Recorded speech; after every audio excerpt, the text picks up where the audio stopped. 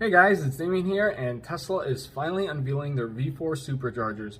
And now it includes a credit card reader for the very first time, which will open the door for some state subsidies, which is going to be extremely helpful for Tesla. When they first launched the Tesla Supercharger in 2012, it was a free service for all Tesla owners. Later on, they started charging the Tesla owners for charging, and it was only for Tesla owners at the time.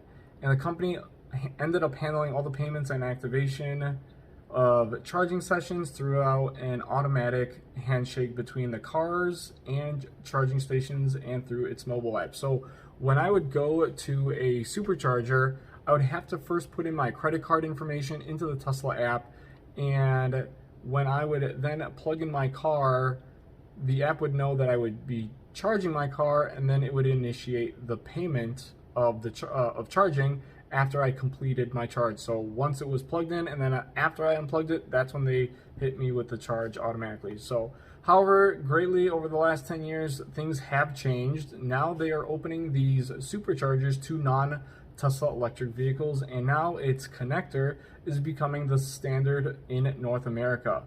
And many markets are starting to require payment systems on charging stations.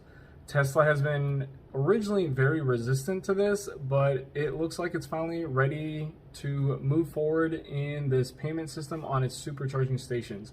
Because, like I said, originally it was just for Tesla owners. If you had the app, you know, the plug would match the car, and it wasn't a J1772 connector or any other connector. It was specifically for Tesla. Now it's starting to become open for any EV out there, and a lot of EV automakers are starting to partner with Tesla to use their NACS connector. But in March, Tesla might have walked away from a lot of California subsidy money, and it was about $6 million in funding to have 420 supercharging locations, and the reason they backed out of that was because they weren't a fan of the payment infrastructure requirements.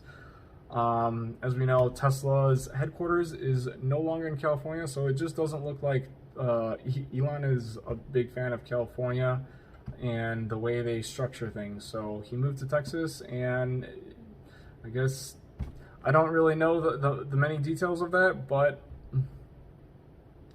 anyways, no idea, not at all. But however, things might be about to change. The automaker brought its V4 Supercharger to the Goodwood Festival of Speed in UK, and some keen observer saw something interesting underneath the connector. So not only were they implementing this credit card payment transaction, he also realized that it was a contactless bank card area that was dedicated in the supercharger.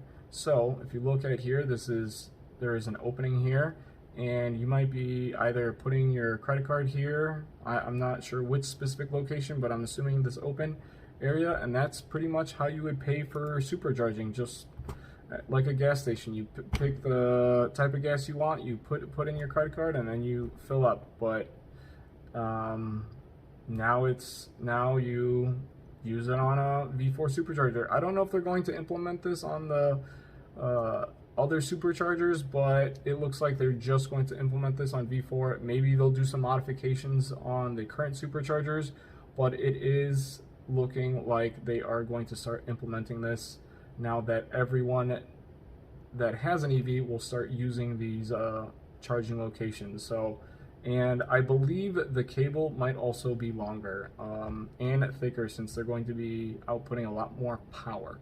But if you guys like this type of content, let me know. Please comment, like, and subscribe if you can, and I'll see you guys in the next one.